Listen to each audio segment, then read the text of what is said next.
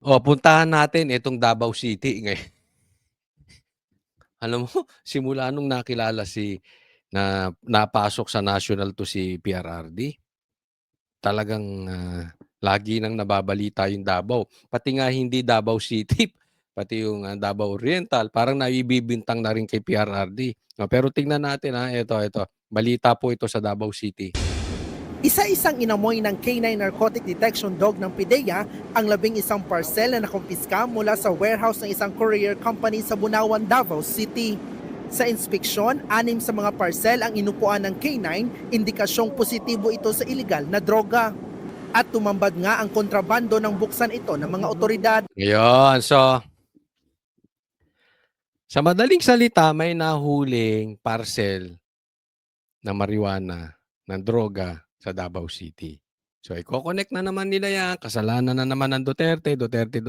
Kita nyo, may sindikato sa Davao. Sinasabi nilang pinaka-safe ang Davao. Kasi ang laki po ng naitulong ng Davao City doon sa laki ng tiwala ng buong Pilipinas sa Duterte.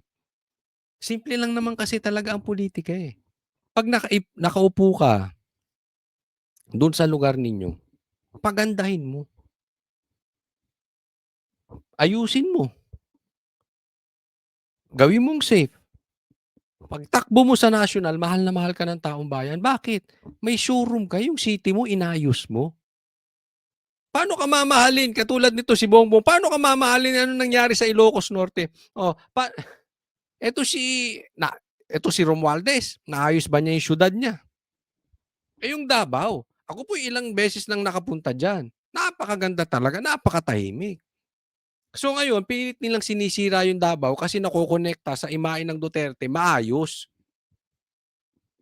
So ngayon naman, parcel ng marijuana. Baka yan sa anak ni Boying. Hindi, baka lang naman baka lang. Kasi di ba yung anak niya nakatanggap ng parcel ng marijuana, high grade. Tapos, ang bilis-bilis, napawalang sala agad-agad. Pero bago napawalang sala, natanggal muna yung PIDEA chief kung saan nahuli yung kanyang anak na nagpadala ng parcel ng marijuana. Di ba? Posibleng walang kasalanan yung anak ni Boying. Di ba? Posible eh. Pero posible ring meron. Di ba? Hindi rin natin alam. Kaya lang, may pinawalang sala eh. Tapos natanggal yung PIDEA chief.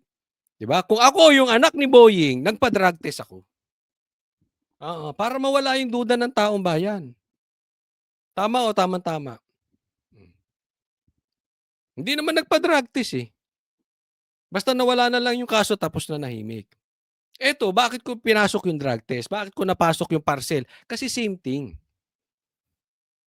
Iuugnay na naman nito namang sindikato ng droga, nakailang drug test na sila. Nakailang pa-drug test na po ang Duterte. Negative ng negative ng negative. Si Bongbong nga takot sa drug test. Simple lang yan eh. Di ba? Kasalukuyang binubuksan ngayon ng mga tauhan ng PIDEA at NBI at maging Bigyan nyo kay Bongbong. Bigyan nyo kay Bongbong kasi, di ba? Anong sabi? Anong sabi ni Amy Marcos? Almusal daw ni Bongbong. Marijuana. Totoo yun. Ako'y naniniwala doon. Bakit? Kapatid mismo nagsabi. Nakikita daw, siya pa nga naglilinis nung mga kalat eh. Tauhan ng courier ito ngang mga nakumpiska na mga kontrabando dito nga sa warehouse ng courier dito sa Davao City. Kung makikita natin na positibo mga kapatid, may mga marijuana, may nakita tayong mga illegal na mga kontrabando dito sa loob ng mga parcel. Positibo yung droga. Kaya lang ang tanong, hindi kaya tanim parcel yan? Di ba? Hindi natin alam, di ba? Mahirap magsalita eh. Okay? Pero nakakapagduda naman eh.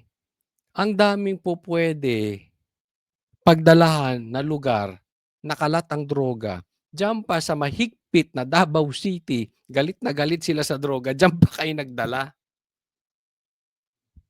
Alam nyo, ibintang nyo na lahat sa Duterte. Okay? Posibleng maniwala ang taong bayan. Pero pagdating sa corruption at sa droga, alam natin seryoso ang Duterte. Hindi sila aano diyan. Naglalaman ang mga parcel ng high-grade kush, mga vape na may marijuana substance at marijuana oil. Tinatayang hindi bababa sa 5 milyong piso ang halaga ng mga nakumpiskang droga. Base sa tip na natanggap ng mga otoridad, galing ang kontrabando sa ibang bansa at dinala sa Luzon saka i-deliver sa ilang lugar sa Mindanao. Nakakaalarma na raw iyan kaya panawagan ng NBI. We are appealing to the public na Galing sa ibang bansa, dinala sa Luzon, tapos dinala sa Davao para ikalat sa Mindanao. Anak. Ang layo sa katotohanan, ano? Kasi kung magpapadala ka nga ng droga at ikakalat mo sa Mindanao, of all places in Mindanao, meron namang lugar na maluluwag sa droga. Bakit sa Davao pa? Nakakatawa, no? Nakakatawa ito. Ewan ko, kayo ba naniniwala dito? Pero ako tatanungin ninyo. Napaka unprofessional nung pagkagawa ng balita. pag may mga suspicious na activities, please coordinate with the PNP, the PDEA, and the NBI para masugpo pa natin ang mga crimes na ganitong klase. Sa ngayon, naghihigpit na sa pagbabantay ng mga parcel. Dadalhin naman sa PDEA Laboratory ang mga nakumpiskang kontrabando para sa proper disposition nito. Inaalam na kung sino ang nagpapadala at padadalhan ng mga parcel na may droga. Nagbabalita mula sa Frontline, Bril Montalvo, Ganda dito muna natin ilagay kasi baka maano tayo. Ay, wag dyan, wag dyan. Alisin muna natin kasi mabigyan kong komentaryo.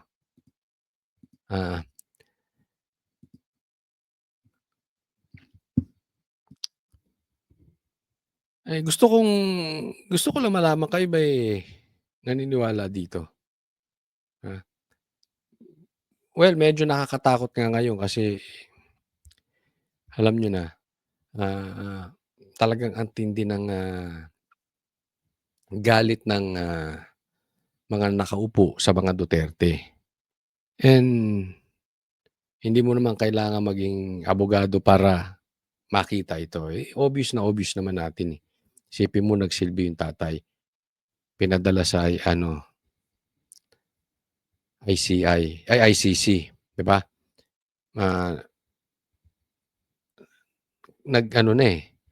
Nagkakampi-kampihan na eh. Alam naman natin na galit sa komunista itong sila PRRD. Dito sa mga NPA, dito sa mga rebelde. Tapos napasok tayo sa ganyan na. Tapos may issue kay Bongbong sa droga. Once and for all. Ako, dapat tanggapin na ni Bongbong. Magpa-drug test na siya. No? Pero alam naman natin kahit anong gawin, hindi naman siya magpapa-drug test. So wala ding wala ding mangyayari. Kaya nga naman, ang lagi ko sinasabi, pagka may mga ganitong bintang, kadali namang patunayan kung hindi talaga sila involved o involved sila. 'Di ba? Papakita ko sa inyo 'to. Ito tingnan niyong mabuti bakit defensive. Minsan kasi ang tao pag defensive, guilty. Kayo humusga dito sa ipapakita. Ito po ay post ni Sir Jack, okay? Ito po siya po ay kasamahan namin sa Banateros. At pinost niya, pinatulan ng mainstream media. Ganun katindi, no? O ano sabi ni Sir Jack? UP student ka, tapos sa bundok ka nag-OJT. Anong course ba yan, be? BS Major NPA. Nagalit ngayon yung Daily Tribune. Nagpaliwanag. Basahin nyo na lang kasi medyo malayo yung laptop ko. Hindi ko na mabasa. Okay? Pero sa madaling salita, nagalit sila sa komentaryo ni Sir Jack. At hindi lang si Sir Jack, ay hindi lang Daily Tribune ang nagkomentaryo ng ganito. Alam nyo, Daily Tribune, para kayong NPA. Oo, kasi defensive kayo. Totoo man na NPA kayo or hindi, lumalabas para kayong NPA or nag-aalaga kayo ng NPA. Yeah. Kasi, oo nga naman, may punto. Ako'y may tinanong na mga taga-UP. Nangyayari daw talaga yan. Ha? Ito, babasahin ko sa inyo ang sinabi. Ito, babasahin ko yung nagtapos ng abogasya sa UP. Hindi ko nababanggitin ko sino siya. Hindi ko na lang hindi verbatim. Pero sabi niya, yung mga intellectuals ng UP nung panahon nila ay sila ang nag-i-influence sa mga freshmen and sophomores, ini-influence to convince them yung doctrine of Karl Marx, no, the founder of communism. That's why UP was tagged Communist University during my time. Obviously, the now UP students are carried this legacy of UP. Yan. Yan po ay experience ng isa na nagtapos ng abogasya sa UP. Okay? Ang sa akin lang, alam mo, madali namang sabihin eh. Di ba? Una, halimbawa ako NPA. Bakit ko itatanggi? Halimbawa, banateros ako eh. Hindi ko itatangging banateros ako. Kasi wala namang ginagawang masama ang banateros. So what ko itatanggi? Anong masama kung banateros ako? Anong masama? Kapag tinanong ako, taga-SMNI ka? Of course! I'll be proud. Ba't ko na ikakaya taga-SMNI ako? Eh bakit ba kayo nagagalit kung yung itong mga NPA, hindi ko sinasabi Daily Tribune na, lumalabas na parang ganun. Ba't ba kayo nagagalit? Eh lumalabas na para kayong nagbabalat sibuyas. Kung wala naman kayong ginagawang masama, kayong CPP, NPA, yung communism, etc., etc., mga rebelde, etc., maganda naman ang inyong advokasya, ba't kayo magagalit? Ngayon, kung hindi ka naman member talaga niyan, halimbawa, ako yung taga-UP, sa bundok ako di ba? Doon ako pumunta. At hindi naman ako talaga nag-major as NPA. Doon ako nag-OJT pero hindi ako nag-NPA, di tatanggi ko. Simple lang, di tanggi ko, hindi. Hindi ako NPA. Tapos, kasi sasabihin ko, hindi ako NPA, kinukundin ako yan. Alam mo, ganun lang kasimple yun eh. Parang, sabihan mo akong adik. Itatanggi ko yun. Lalabanan kita drug test. Drug test tayong dalawa. Adik ka, Coach Wally. Drug test tayo. Gusto mo araw-araw, basta ikaw magbayad. Nagigets nyo? So, may masama ba sa NPA? Kung masama yan, okay, ba't pa kayo pumasok dyan? Alam nyo masama eh. Pinasok nyo yan. Kung mabuti yan, bakit nyo kinahiya? Oh, ano ba sama? Kung mabuti ang NPA, ba't ano ngayon kung tawagin kang NPA? Simple. Kung masama, umalis ka na dyan.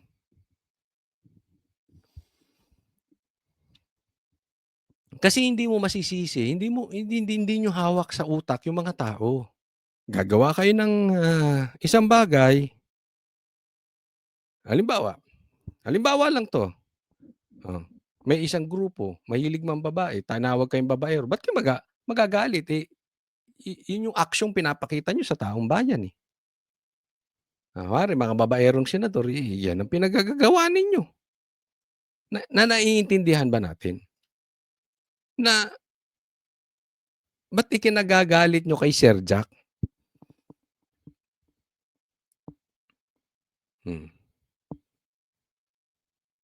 Kung mabuti ang layunin nyo, pagmalaki nyo. Sabihin nyo, member ako ng NPA. "Ay, baka i-cut yan, Hindi po. Okay, ayoko diyan. Sabihin ko na sa inyo, ayoko diyan. I'm not proud of them.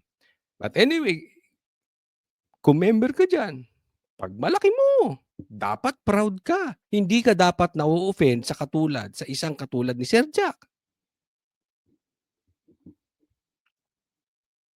So sabi niya, "Dumb joke, smart school." Kung hindi naman totoo, ba't hindi itanggi ng UP? Hindi kami nag-aalaga ng mga NPA. Hindi kami nagiging recruitment ng mga komunista. Hindi kami nagiging recruitment ng NPA. Walang NPA dito. Tanggi nyo. Kung masama. Kung mabuti, pag malaki nyo. Alright?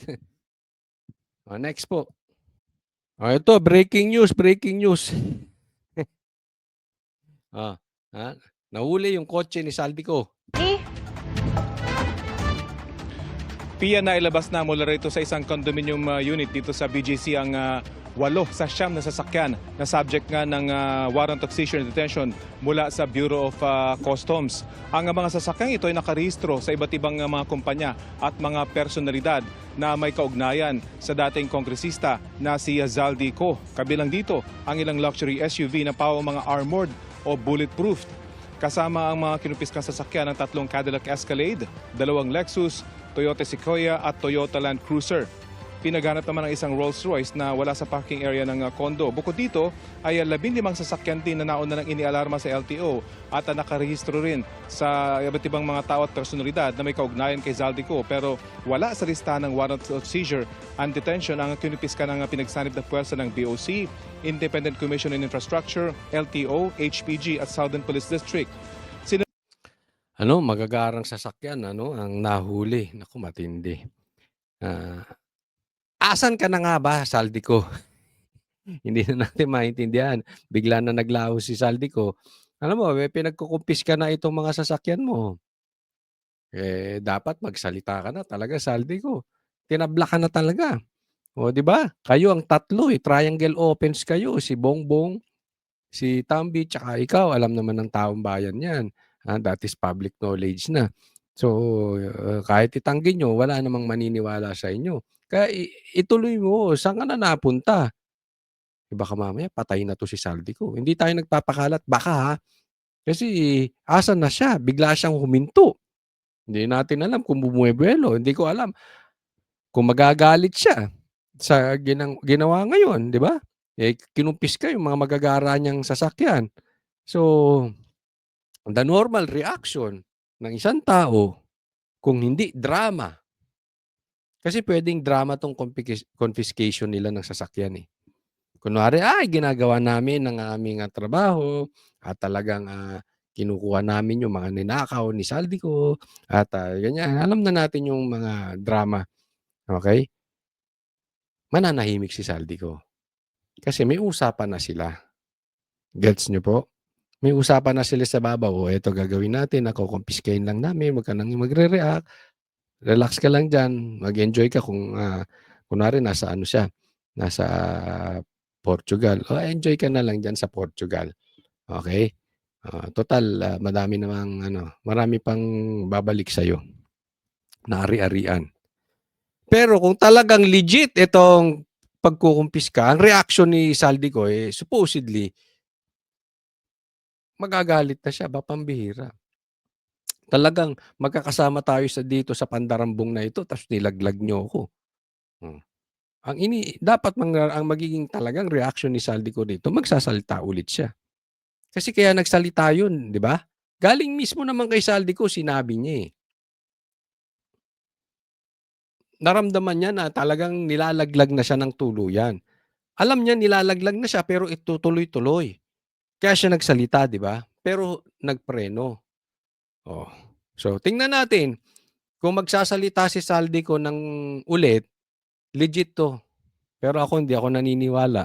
Pag nanahimik si Saldico, wala, drama lang to. Or patay na. Baka yun lang yun Yan lang ang patutunguhan niya. Subukan pang pigilan ng nagpakilalang abogado ng kondo ang paglabas ng mga sasakyan dito dahil hindi raw sila kasama sa warrant. Pero dahil nakaalarma ang mga ito sa LTO, ay nailibas din sila at dadalhin sa compound ng Independent Commission on Infrastructure. Ayon sa HPG, itong mga Ganda. sasakyan na ito na inilarma sa LTO ay pwede namang ma-sort out yung kanilang mga papeles kapag ito napatunayan na dumaan sa proseso at pwedeng puntahan ng mga nakarehistro ng mga may-ari. Pero sa ngayon ay nakakumpiskay Kasi mayroong pumalag hindi raw yun kasama sa listahan. Kunwari, sa'yo yan, baka katabi lang ng parking. Anyway, hindi na issue para sa atin yun, no? Ang issue sa atin dito, mahuli yung talagang sangkot sa ghost projects. O, next po. Ito po, pag-usapan natin, napakalaking tulong po nito, itong panukala kasi ang sakit po ng ipinapataw na VAT sa atin. Okay? Sige, pakinggan po natin to. This is on the Senate table.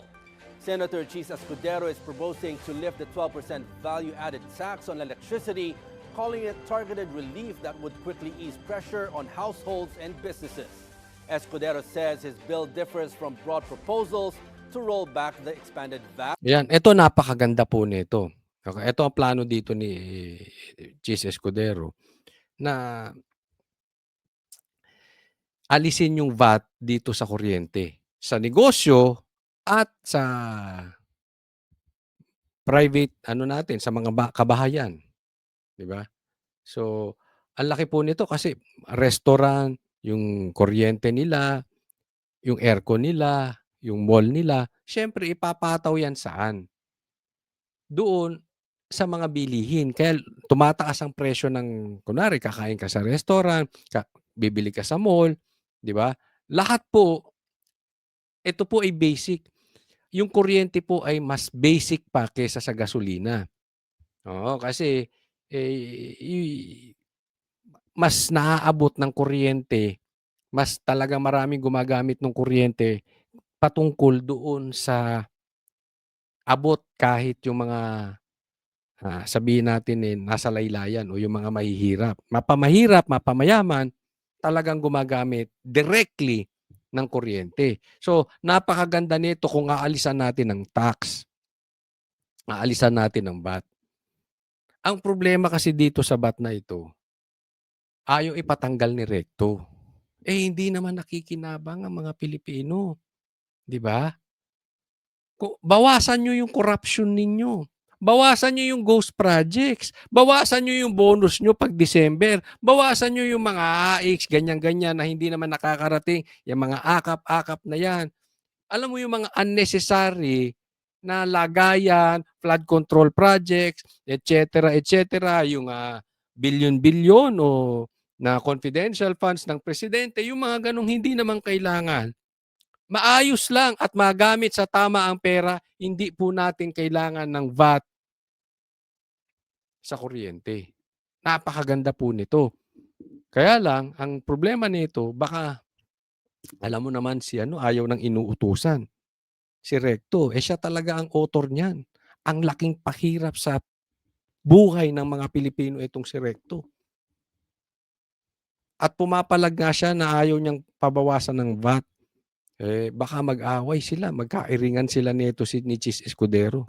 Which economic managers warned could affect debt management. He notes electricity prices in the Philippines remain among the highest in Asia, pushing up the cost of goods and services across the economy. Isipin mo, isa tayo sa pinakamalaking kuryente dito sa Asia. Ganyan po katindi ang Pilipinas. Kung aalisin mo yung VAT, napakalaking tulong. Bagsak na nga ang negosyo sa Pilipinas. Dapat tulungan nyo na. Under Senate Bill 496, electricity sales from generation to distribution would be VAT exempt, including services by electric utilities and cooperatives. The measure is now pending before the Senate Committees on Ways and Means and Energy. For businesses, VAT-free power could mean lower operating costs and better price competitiveness. Ayan, kaya sana naman, sana aprubahan to sa Senado. Sana tulungan nyo, suportahan nyo. Bigyan nyo naman ng konting ginhawa ang ating bayan.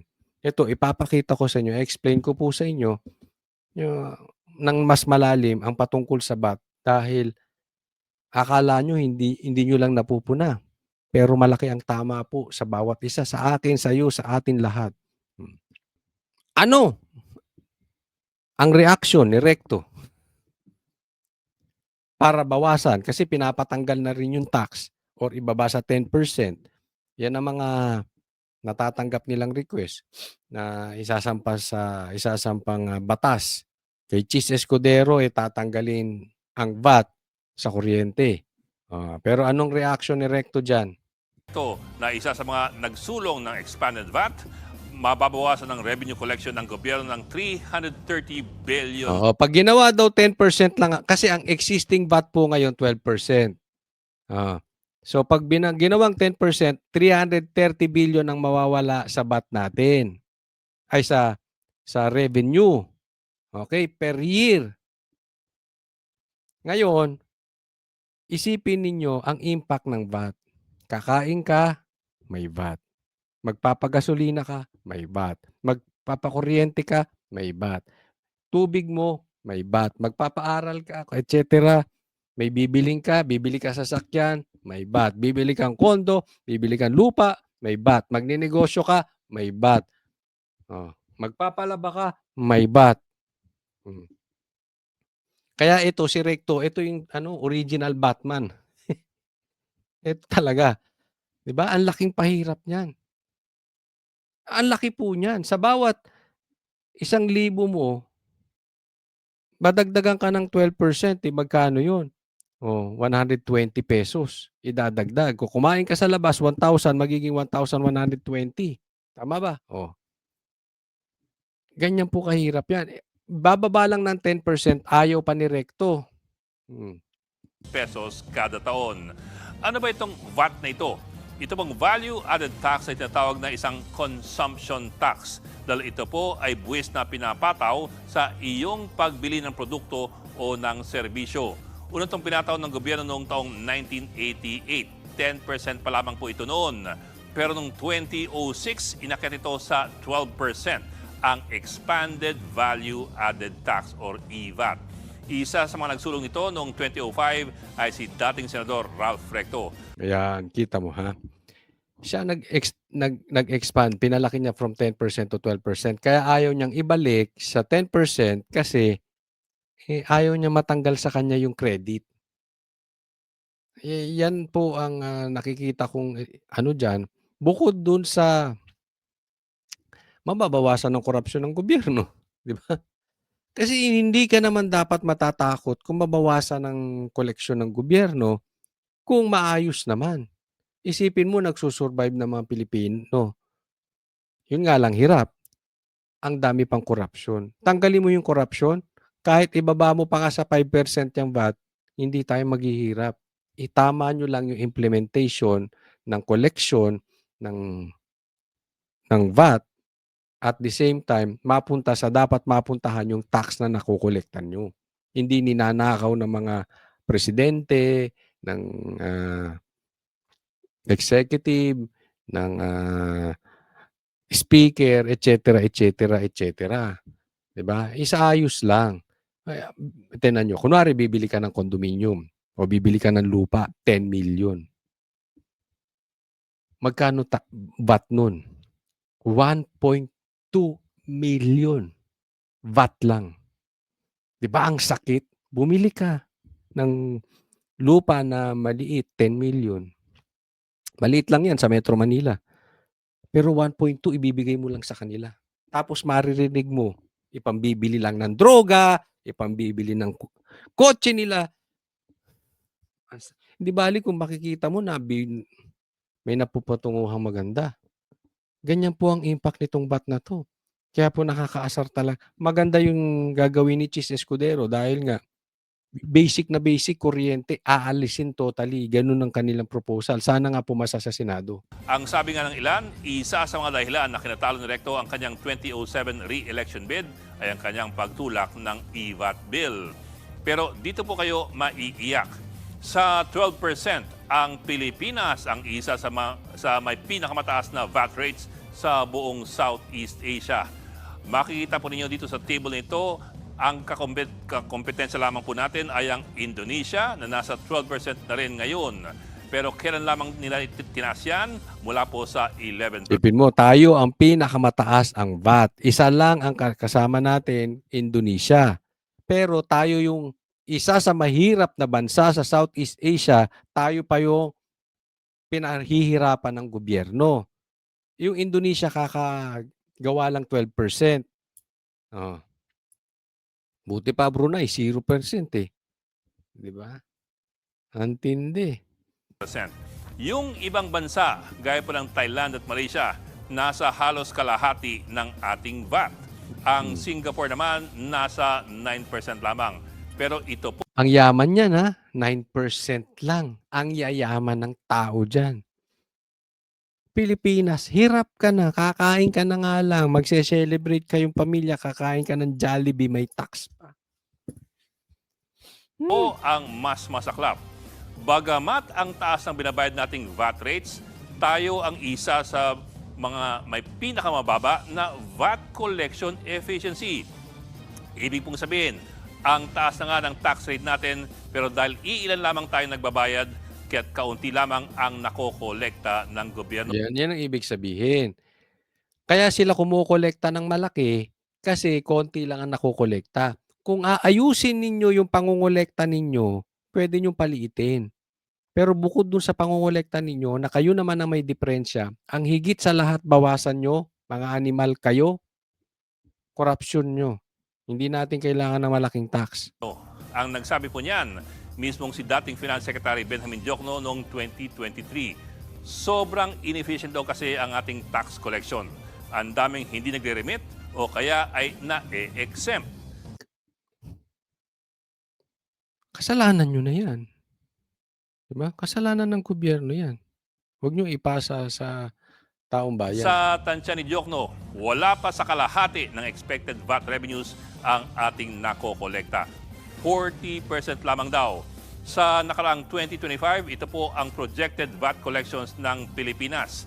Kung 40% pa rin ang collection rate natin, baka wala pang 600 1.39 trillion ang nakokolekta.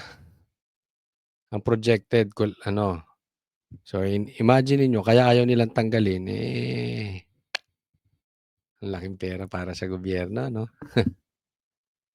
billion ang makolektang value-added tax para sa nakaraang taon. Malinaw na kailangan pang ayusin ang pangongolekta ng buwis. At yan ang talagang malungkot sa Pilipinas. Mataas na nga ang buwis, pero marami naman ang lumulusot. Mababa na nga ang koleksyon, tapos ilan lang ang nakikinabang. As usual, ang dami na namang issue nito si Boying. O, pambira. Vloggers naman ang hahabulin ngayon. At iba pa. O, sige, pag-usapan natin. Humaharap na ngayon sa preliminary investigation sa Department of Justice ang tatlong kasalukuyan at dating senador kaugnay ng maanomalya umanong flood control projects.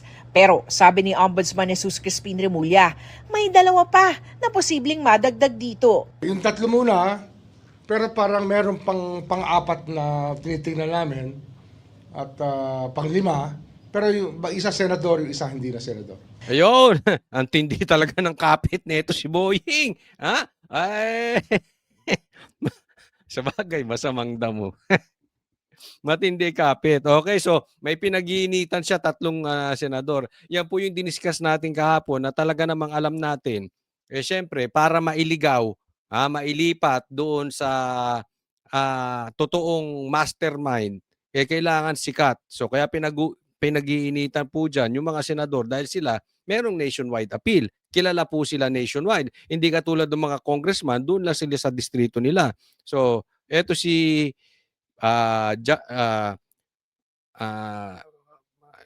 sino to? Si Jinggoy, si Villanueva, at saka syempre si Bong Revilla. O, yan ang pinag-iinitan niya. Lalong-lalo na pag-iinitan niya si Boying Remulla.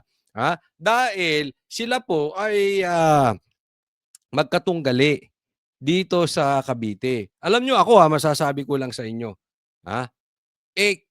Sinasakop na po tayo ng Remulla. Hindi lang po Cavite. Sinasakop na po ng Rimulya ang buong Pilipinas. Kita mo doon dalawa na sila magkapatid doon, 'di ba? Parehas na sa executive. That is very dangerous. Ombudsman tapos pinaplano pa nung isa maging presidente. Delikado po 'yan. Kaya nga ako ang masasuggest ko, dapat magtulong na yung tatlo. Yung tatlo diyan sa Cavite. Ang Revilla, Tolentino at saka Tumbarsaga. Oh. Sabagay itong Rimulya wala naman tong binatbat sa mga Revilla. Sa Revilla pa lang talo na. Tingnan niyo na lang, ha? Tingnan niyo naman ang mga anak ng Revilla, di libre. May mga abogado. Nakita niyo may mga binatbat. Meron talaga nito. Yung anak ni Boying sumabit pa nga yan sa di ba? O high grade kush. O di umano, di ba? Totoo naman. Wag na natin itanggi. Nangyari naman po talaga yan. Tama ba, Boying? O, di ba? So, but napawalang sala naman, syempre, sino po bang nakaupo? But, ayan po ang kwento. Pinag-iinitan po itong tatlong senador. Ngayon, meron pa rin madadagdag. Pero ito masasabi ko sa inyo, nabuhay na naman si Boying, anak ng Teteng. Ang lupit mo talaga, Boying. Hindi na sila pinangalanan ni Rimulya, pero ilang mga senador at dating senador, pati na mga kongresista ang sumasailalim ngayon sa fact-finding investigation ng Ombudsman. Kapag nakitaan sila ng basehan, saka sila isasailalim sa preliminary investigation, kung saan bibigyan sila ng pagkakataong sagutin ng mga alegasyon at magsumite ng kanilang mga ebidensya. Alam mo kasi ang malaking problema dito, si Boying kasi ombudsman na politiko. Dapat talaga bawal yan. Actually, ito yung isa sa pinakamadaldal na ombudsman. Mahilig sa press con. Kaya nga naman, yung patungkol sa sakit niya, kasalanan niya rin yan. Mamaya i-explain natin, no? Pero, ombudsman na siya, politiko pa. Tapos, ang balita natin, yung pinalit sa kanya na SOJ, sanggandikit din niya. So, hawak na nila. No? Alam naman natin yung mga yan, magkakakampi na yan. Katanga mo na lang kung hindi mo nakikita na talagang pinagtatakpan nitong mga ito ang mastermind na si Tambaluslos at saka si Bongbong Marcos. Mamaya darating po tayo dyan. Okay? I-explain nating mabuti. Pero obviously, kaya nga sinasabi ko, dapat yung mga taga Cavite, nagtutulong-tulong na rin kayo. Diba? Ano yan? Sabuatan yan. Mamaya, explain ko, pati nga, naku, baka mamaya, ay naku. At kung may sapat na ebidensya, saka sila sasampahan ng kaso. Sabi rin ni Rimulya, magiging matipid na raw siya sa pagbibigay ng mga detalye kung kailan magsasampa ng kaso at posibleng maglabas ng arrest warrant. Kasi it's misinterpreted and some people want to push the issue more and try to put a date. I will not do that. Tapos na tayo ron. Kasalanan mo. Sino ba may kasalanan? Di ba? May pagkaloko rin to si Boying. Kasi nga kaepal mo. Di ba? Announce ka ng announce. Kaya nga ang tawag ko sa iyo, Mr. Announcement. Gawain mo na yan kay Banta, gawain mo na yan kay Tebes. Wala pa man din. Nag-a-announce ka na, pati nga yung warrant of arrest na sinasabi nyo na galing sa ICC kay Bato. Kaya nga ang tawag sa inyo ni Aimee dyan, puro kayo pananakot lang. Di ba? Kung meron, saka ka mag-announce. Tapos ngayon sasabihin mo na misinterpret. Alam mo, magpakalalaki ka, Boying. Ito lang masasabi ko, pakalalaki ka, assume responsibility. In the first place, ikaw yun eh. Hindi naman dapat ganyan ng ombudsman. Announce ka rin ng announce. Di ba? Tapos pagka nai-intercept yung announcement mo, parang kasalanan pa ng iba. Pabiktim no? Pabiktim din ng mama na ito. I think we've learned our lesson from that. Hindi raw alam ni Rimulya kung saan nakuha ni Senator Aimee Marcos ang sinasabi nitong petsang January 15 para sa pagsasampa ng kaso laban kina Senador Joel Villanueva, Senator Jinggoy Estrada at dating Senador Bong Revilla.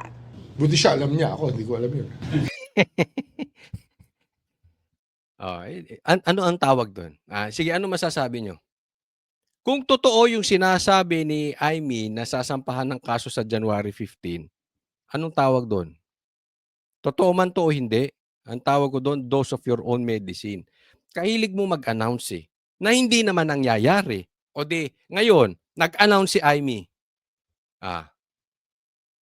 Parehas kayo nung boss mo si Bongbong Marcos, Announce din kayo ng announce, Pangako ng pangako, nangyayari ba? Hindi naman. Ano sabi niya? Maraming hindi magme-Merry Christmas. Wala naman, si Diskaya lang. Sino ang pala-announce ng date? Sino ang pala pangako? Kayo din. Kayong mag-amo. Di ba? Ngayon, naunahan kayo ng announcement. Buti nga sa inyo. So there's no truth to that. Ewan ko na saan nagkagaling. Ang mga computer naman na galing sa opisina Hindi niya sinagot, di ba? Ang simple nung tanong. So, hindi totoo yun. Ano sagot niya? Hindi ko alam kung saan nanggagaling. Pwede mo namang sabihin, hindi yung totoo. Di ba? Adi ka ba? Pwede mo sabihin, hindi totoo. Ano sagot? Adi ka ba? Hindi ko alam kung saan nanggagaling yun. ni yumaong DPWH Undersecretary Cathy Cabral na dinala sa ombudsman, nakaselyo pa rin daw at hindi pa nabubuksan. No, yung Cabral files daw, yung computer daw, yung mga files ni Cabral, selyado pa. Dinala lang sa opisina ng DOJ ba o ombudsman? Naniniwala kayo doon? Hindi, kanya-kanya tayong opinion dito, di ba? Sige. Lagay nyo sa comment section kung kayo naniniwala. Pero kung ako tatanungin nyo, hindi ako naniniwala na hindi pa nila nakalkal yan. Bigla nga nalaglag si Cabral doon. Pambira naman, no? Oh, Jesus! Ewan ko, bahala kayo, kanya-kanya tayo. Kung maniwala kayo naniniwala pa ba kayo kay Boying na yung anak niya ganyan? Na may dumating na po, hindi raw kanya. Oh, sus! Inaayos pa raw ang proseso sa pagbubukas at forensic examination sa mga ito. Makakasama raw dito ang Department of Public Works and Highways at ang Commission on Audit. Ang laman lang daw ng mga ito ang magsasabi ng totoo sa mga naglalabasang dokumento. Huwag lang magsasabi yung ibang tao na alam nila yung laman, kasi walang pwede magpatunay niya kundi yung computer mismo na hawak namin. At walang pwede magsabi na yung kanila ang tunay, yung iba hindi tunay. Matatanda ang sinabi noon ni Batangas 1st District Representative Leandro Leviste na hawak niya ang mga dokumento mula Anong punto ni Boying? Para sa kanya, huwag niyo sasabihin kung anong laman nun. Hindi po pwede niyo sabihin na yung alam niyo na anong laman nun, computer lang magpapatunay. Kung paano kung magkaiba tayo ng interpretasyon o magkaiba tayo ng nakita sa laman. Di ba? Tama yun sa inyo, sa amin hindi. Ano bang ginagawa ni Boying? Anong tawag dyan? May exit plan na. Kasi kung magkaiba sila ni Libiste, magkaiba si Libiste at saka si Boying ng interpretasyon. Magkaiba sila ng nadiskubre, ganun na lang. May exit plan siya. Teka muna, kami nakuha namin legit sa computer. Ikaw, malay namin kung saan mo nakuha. Di ba? May ganon. Okay? Hindi ko po sinasabi sa inyo na ako'y naniniwala sa mga sinasabi ni Libiste. Pero, hindi talaga ako maniniwala sa sasabihin ni Boying. Ganun lang kasimple yun. Pero hindi ko rin sasabihin na hindi ako maniniwala kay Libiste. Kaya nga naman, sa Sabado, posibleng guest namin sila sa SMNI. Etong si Libiste. At asahan ninyo, kahit maganda sinasabi ni Libiste, gigisahin natin para makikita ng tao kung may katotohanan yung sinasabi ni Libiste. Okay? Sige. Kaloy. kay Yuse Cabral at pwede raw itong i-authenticate ng ombudsman. Authenticate for what?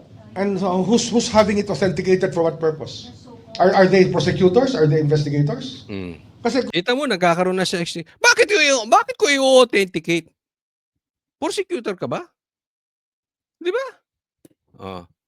Sinasabi niya, ngayon pa lang, hindi pa nila nabubuksan yung kay Cabral, sinasabi nila mali na yung kay Libiste. Napakaliwanag nun. Yan pong ibig niyang sabihin.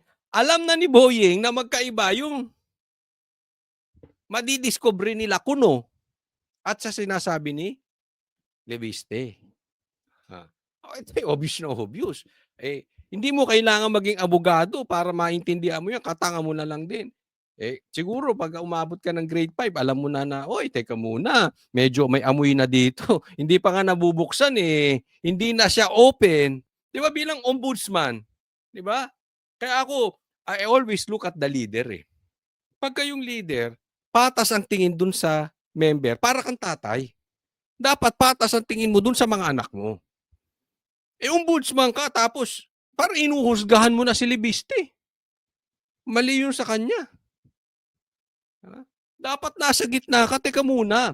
Kasi gawain din ito nung DOJ, sa SOJ, nung SOJ siya. Gawain niya na yun, may husga na siya. Hindi pa nga niya nakikita yung panig nung kabila. Hindi dapat ganun. Para kang judge. Inuhusgahan mo na yung kabilang partido. Judge ka ba? O judge-judgean? Judge ka ba o mayroon kang pinagtatakpan? Kaya nga 'di ba nakapiring ang mata ng judge. Tingnan mo yung nasa likod mo, titimbangin yung ebidensya. Ikaw wala pa man din yung ebidensya, hindi mo na tinitimbang. Sinasabi mo na mali na yung kay Libiste, parang ganun.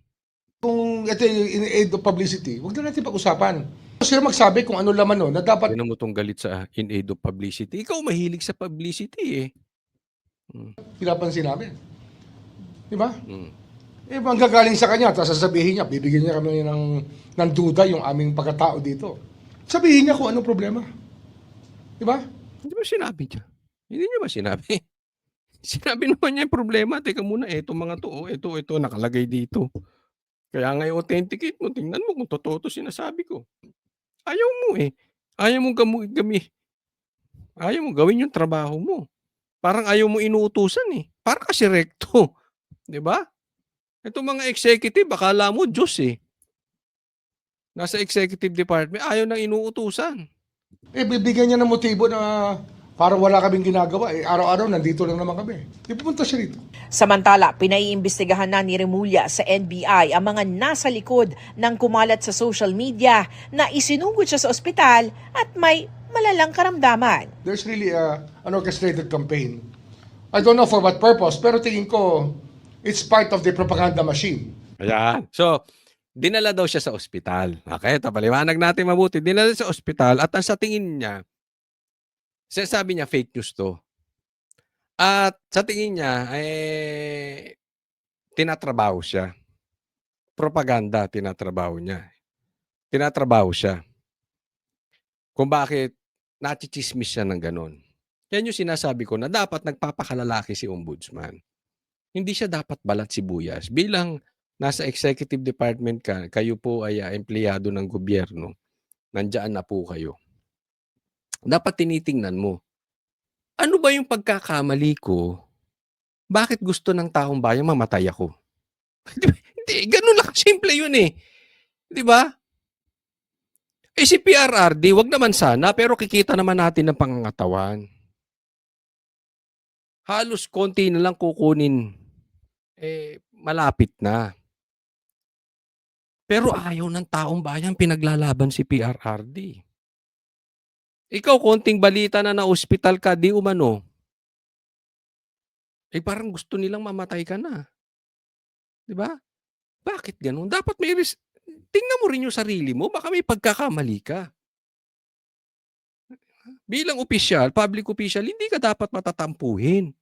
Ito ka na naman hahabulin mo na naman yung mga vloggers. Ito hindi ko pinagtatanggol yung vloggers dahil kasama ako doon. Hindi po ako nagpakalat niyan. Sa katunayan, hindi ko sinakyan yan. Bakit? Kasi alam ko na yung gawain sa kabilang kampo, sa kabilang parlor. Yung mga trolls, magpapalabas sila ng fake news. Tapos pag pinick up ng DDS, sasabihin, fake news. Mag-iingat po tayo. Hindi ko po sinasabi na fake news na na-ospital siya. Okay? Pero maingat na ako sa ganyan. Kasi gagawa sila talaga para ma-divert doon sa mga mastermind na nasa Congress, na nasa executive, yung ghost projects na kukuha po natin. So hindi ako palasakay ng palasakay. Hindi ko sinakyan yan. ang sinabi ko lang diyan, kasalanan mo, Boying. Bakit? Kasi replay na po 'yan. Naaalala mo? Dati, itinatanggi mo na ospital ka at naoperahan. Pero halatang-halata bigla kang nawala. Ikaw si Mr. Preskon. Preskon ka ng preskon ka ng preskon ng preskon. Biglang yung si Utoy yung spokesperson mo na si Utoy, ang nagsasalita. Hindi nahalata ng taong bayan. Di ba? Nagduda sila ngayon. Itinanggi. Tapos bandang uli, tinanggap din. Inamin din. Same scenario ngayon. Bigla kang nawala. Ikaw si Mr. Announcement. Si Mr. Preskon ka, bigla ka hindi nagpe-preskon. Mag-preskon ka, mayroon pang oxygen daw sa ano. But for me, that is not the issue.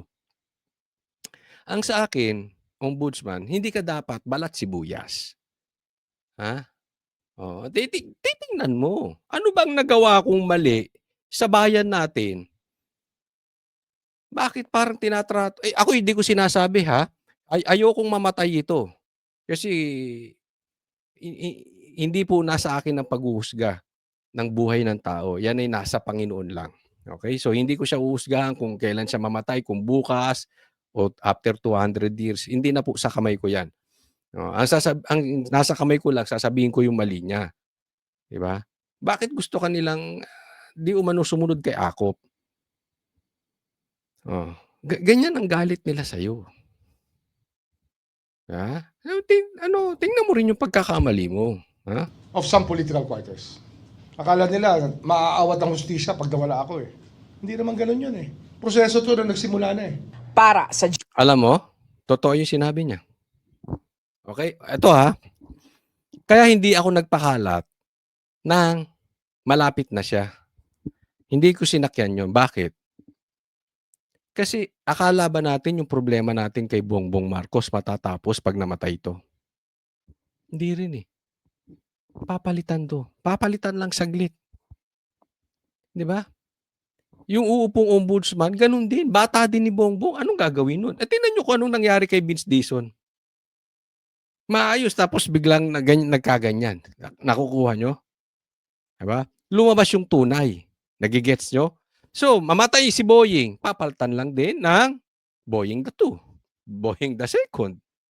Diba? Mamatay si Torre. Papalitan lang ng Torre the 2nd. Hindi po yun ang solusyon. Mamatay si Garcia. Kasi sabi nila, naku, malaki problema natin sa 2028 hanggat nakaupo si Garcia. Kaya yan ang mga nabulong-bulungan na rinig ko. Dapat matanggal si Garcia. Hindi rin po. Kahit matanggal yan si Garcia, papalitan lang din yan ng bata ni Bongbong. Tapos na naman tayo sa eleksyon. Same. Nagigets po nyo? Ang kailangan mapalitan, yung mga elected officials. Kasi yan, hindi basta-basta napapaltan. Kasi pag executive department, papaltan lang yan ni Bongbong eh. Nung kayang hiburin yung puwet niya araw-araw. Na kahit anong mangyari, susundin yung sinabi niya. Di ba? Nakikita na natin yung mga ibang matinong tao biglang nagbabago. Pero pagka yung, halimbawa,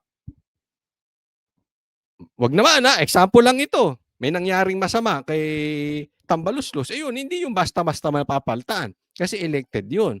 Di ba? Nabawasan tayo ng isang buwaya. Parang ganon. No? Pero malaki talaga problema natin eh.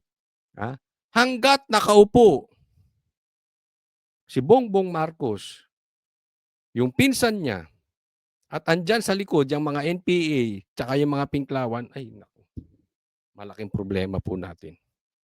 Saan ninyo? So, totoo yung ako, nag-agree ako doon kay Boying. Andyan pa rin. Yung problema natin sa ombudsman, andyan pa rin. Baka hindi lang kasing kasama ni Boying, pero ganun din yun. Okay, next topic po tayo.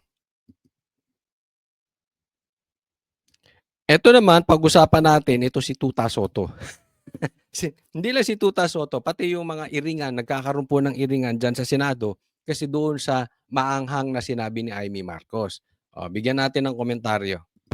Pinalaga ni Senate President Tito Soto ang pahayag ni Senadora Amy Marcos na hindi na siya umaasang may patutunguhan pa kung ipagpapatuloy ng Senado ang investigasyon sa flood control projects. Ang alegasyon ni Marcos, Pinipigilan sila kapag umaakit na kay dating Speaker Martin Romualdez o mas mataas pa ang investigasyon. Okay. Hindi na daw naniniwala si Amy na meron pang mangyayari sa investigasyon dahil pinipigilan ng ibang senador pag na wag umabot kay Tambi. Wala na mangyayari sa investigasyon. Alam nyo, hindi lang naman si Amy nakakaramdam niyan. Di ba? Siguro, more than half of Filipino people, yan ang pakiramdam dyan sa Senado. Tito Soto, kaya ikaw, wag ka rin, isa ka pang matatampuhin eh. Lagyan natin kay Tito Soto. Wag ka rin matatampuhin. Nana ka ng teteng. Ginawa mong noon time show, yung Senado, ginawa mong itbulaga. Oh, parang ginawa mong sex bomb dancer itong si Pinky Lacson. Yung blue ribbon, ginawa niyong pink ribbon. Ang ganda na nung investigasyon, hindi ka ba nahihiya? Ang ganda nung ginagawang investigasyon sa pamumuno ni Chis Escudero at saka ni Marcoleta. Nung pumasok kayo, nagkaloko-loko na. Nakastigo nyo ba? Nakastigo nyo si Tambaluslos. Tapos magagalit kayo sa sinabi ni Amy Marcos na walang mangyayari sa investigasyon nyo dyan sa Senado dahil hinaharangan yung makarating kay Tambaluslos. Nagagalit sila. Sila nila Ping Lacson at mga kasamaan niyang mga pulpul din. Di ba? Nagagalit itong mga ito. Bakit hindi nyo tingnan yung record? Nakarating ba tayo kay Tambaluslos nung pumasok kayo ni Pinky Lacson? Ano kalalabasan mo niyan? Di tuta. Tuta Soto ni Romualdez. Yun na lang. Kasimple nun eh. Simula nung pumasok kayo na wala na kay Romualdez ang usapin. At hindi lang po si Amy yan. Halos karamihan ng Pilipino ganyan nararamdaman. Sige nga, itaas nyo nga kamay nyo dito. Sabihin nyo, hindi ako naniniwala sa sinasabi mo, Coach Oli. Maganda investigasyon ng Senado. O, lagay nyo rin. Hindi, oo, yan talaga Kasi kung magbabasa ka, makikita mo talaga eh. Yung sinabi ni Amy, puso po. Hinanakit po yan ng mga Pilipino. Kung ayaw nyong napupuna yung mali ninyo, tingnan nyo resulta. Tanong ko sa iyo, Tuta Soto, ni dumikit ba tayo? Kahit dumikit man lang sa investigasyon kay Romualdez? Hindi ko na nga sinasabing pinaimbestigahan mo ba si Romualdez? Hindi na. Dumikit lang ba tayo? Kahit konti. Ang layo na natin kay Romualdez eh. Diba? O, tapos, pag nahuhuli kayo, gagalit kayo. Na hindi na siya umaasang may patutunguhan pa ng Vice Chairperson ng Ulit. nauna nang sinabi, taas pa ang investigasyon. Imposible, ayon kay Soto, sa may tawag sa bintang na imbento. Nauna nang sinabi ni Senate Blue Ribbon Committee Chairman Panfilo Lacson na unfair. Unfair daw yung sinabi ni Senator Marcos. Unfair? Paano naging unfair? Nakarating ba kay Romualdez? Hindi. Untruthful? Paano untruthful? Napunta. Ang ebidensya, naghatid na ng pera. Mali-maletang pera sa Malacanang at sa bahay ni Romualdez. Hindi nyo inimbestigahan. Paano untruthful? Paano baseless ang accusations? Kasi hindi nyo talaga pinarating doon. Ang katotohanan at walang basihan. Kaya palitan mo na yan. Hindi dapat chairman of Blue Ribbon Committee yan. Dapat yan, chairman of Pinky Ribbon Committee.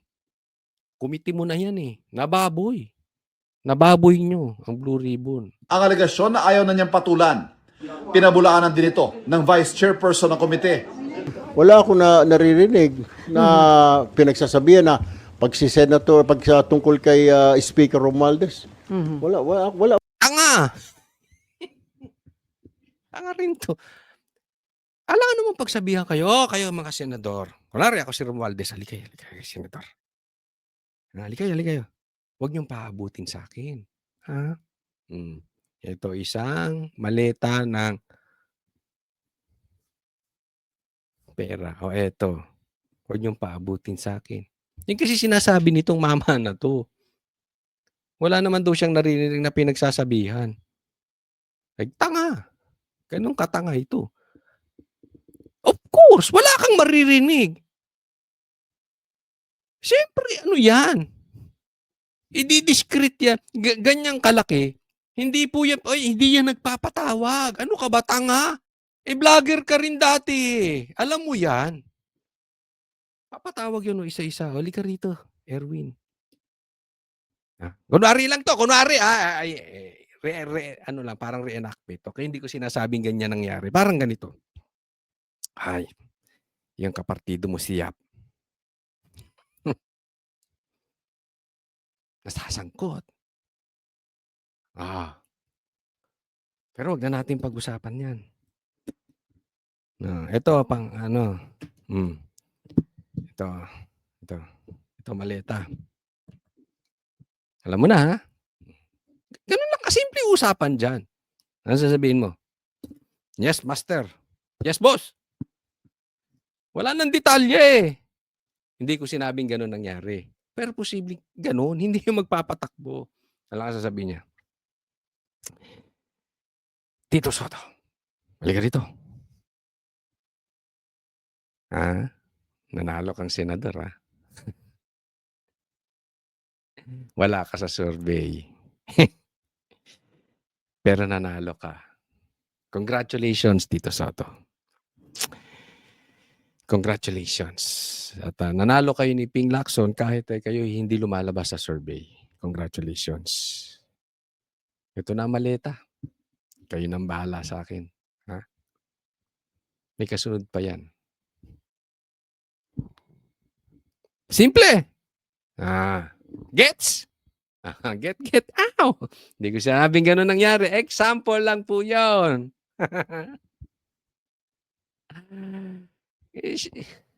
Kamusta na nga pala yung nasasangkot mong dating ka-party list? Erwin Tulfo. Ha? Nasasangkot sa ha? Hindi. Hindi wala naman siyang kasalanan doon. Nasasangkot dito sa mga ghost projects. Wala akong narinig. Number 2, hindi naman kasi nagmi-meet eh. Siyempre. Ang mabugmit. Ay, naku. Sinabi rin ni Senadora Marcos na bubuwagin na sa susunod na buwan ang Independent Commission for Infrastructure. Hindi nagpakita ng ebidensya sa Senadora Marcos o nagdetalya sa kung paano niya nakuha ang impormasyon na pinabubulaanan ngayon ng palasyo. Kahit nga nagsipagbitaw na mga miyembro at ang chairman na lang ang natira, patuloy ang paghimok sa mga may impormasyon sa katiwalian na magsumbong sa komisyon. Wala po na pag-uusapan kung magkakaroon ng replacement, pero nagpapatuloy pa rin po ang ICI. Walang abiso sa kanila kung sila ay bubuwagin, kaya patuloy din po ang kanilang pag-iimbestiga. Wala ka naman talagang alam eh. Pag ang pag-uusapan patungkol sa Executive Department at kay Bongbong Marcos, wala kang alam, wala kang masabi. Pero pag Duterte ang sinabi, ang dami mong alam. Di ba? Ito isang vlogger din to, galit na galit to kay Marcos dati. Pero ang in-expect po ng Pangulo ay magkaroon din po ng batas para magkaroon ng independent commission. Dumistansya naman ng palasyo sa impormasyong nakuha rin naman ng Senadora Marcos na ilang datit kasalukuyang senador at mga kongresista ang sunod na kakasuhan at aarestuhin kaugnay ng flood control scandal. Sabi nga po ng Pangulo, baka masaya yung effort sa kakamadali. Pero madi-dismiss lang po. Ayaw natin pangunahan kung ano magiging Ayaw daw nilang pangunahan dahil trabaho ng ombudsman at ng DOJ. Nasa kamay na po ng ombudsman yan. ayaw daw nilang madaliin. Kasi pag minadali mo, lalabas na, ito yung papakita tayong picture. Lalabas, siyempre, di ba, dawat yung ano mo dyan. Meron tayong mga nagkaroon tayo ng problema. Ngayon, meron tayong ipapakita dito. Tingnan nyo po. Ito po si Yusek. Tanong ko sa inyo. Ito ba ay ghost project mastermind. USEC po ito sa DPWH at alam naman natin na siya ang nag-witness patungkol dito sa mga senador. Okay?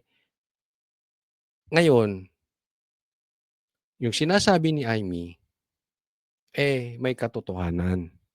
Dahil nakita naman natin, hindi na umabot kay Romualdez. At nakita natin kung sino ang gumagalaw doon. Di umano ay si Boying. Ito ay ang nag-alalay dito dyan. Ang sabi ay si Boying din. Di ba? Saan napunta yung mga pinagsasabi nitong mama na to? Simple lang ang tanong ko dito Napunta ba tayo, napalapit ba tayo dun sa mastermind? Siguro, hindi kaila sa inyo dahil hindi kayo mga bobo. Alam nyo kung sino talaga ang may hawak nitong mga pera. Alam ninyo kung sino talaga ang mastermind dito sa mga ghost projects. At isa po ito. Yan po ang sabi. Kasama itong sila Tambaluslos. Yung magpinsan, napalapit ba tayo doon?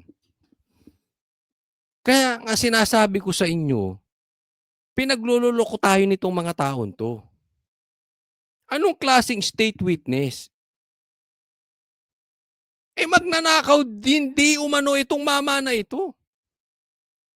Nagpayaman to dyan. Yes po, nagpayaman. Tapos gagawing state witness. Tapos again,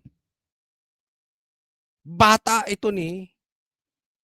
din doon ito nila Boying. Di ba? Sino bang nagbitbit sa kanila dyan? Kaya, masisisi mo yung taong bayan? Sige, masisisi ninyo. Pati si Amy, masisisi ninyo. Yung sinasabi ni Amy Marcos na wala namang mangyayari sa investigasyon. Dahil nililigaw nila Yan po ang style. Ililigaw nila, tapos hindi nila titigilan yung investigasyon kuno para hindi mahalata ng taong bayan na walang nangyayari. Itutuloy nila. Pero, ililigaw. Tingnan nyo nangyari sa kamera, hininto yung di ba, investigasyon. Mahirap kasi kontrolin doon, marami magsasalta.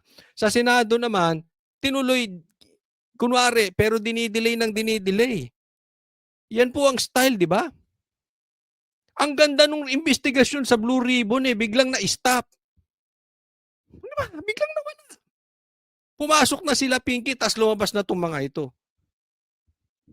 Ang tanong, credible ba? Hindi, tanong na lang natin. Hindi ba nagpakasasa sa yaman itong mga to? Hindi ba i-lifestyle check nyo yan. I-lifestyle check nyo ang anak nyan. Ako hindi magugulat kung napakaraming kabit na binabahay to. Hindi po ako magugulat. Ako isa akin ano lang naman ito. Katotohanan lang. Realidad lang.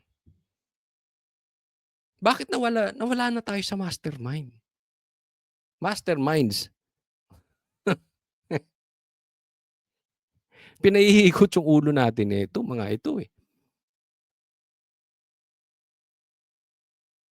Tapos magiging state witness, akalain mo. Ikaw na nagpakasasa ng pera ng taong bayan, hero ka pa. Baka mamaya, gawin ito parang si Risa, patayuan pa to ng rebulto. Di ba? Hindi credible to. Si Gutesa, ang naging issue lang yung kanyang notaryo. Natakot naman yung abogadong humarap. Pirmado naman talaga. Hindi nila mag-isa dito, bigla nilang pinagbigyan. Si Diskaya ayaw nila dati. Mag-state witness, tapos eto, ganyan. Ulitin ko po. Simple lang ang focus natin. Mastermind Mastermind. Mastermind. Pag palayo tayo dun sa mastermind, nagkakaroon ng takipan. Alam naman natin kung sino may control ng ghost projects na yan. Alam naman natin kung saan ang malaking mga proyekto. Sino may hawak ng pera sa kamera. So pag palayo tayo doon, lumalayo tayo doon, yan po ang plano nila. Huwag tayong papayag. Lagi tayong balik sa mastermind. Back to basic tayo. Mastermind. Ba't palayuin yung issue? Dito tayo sa mastermind ng ghost projects. Okay? Huwag tayong papauto mga animal yung mga yan.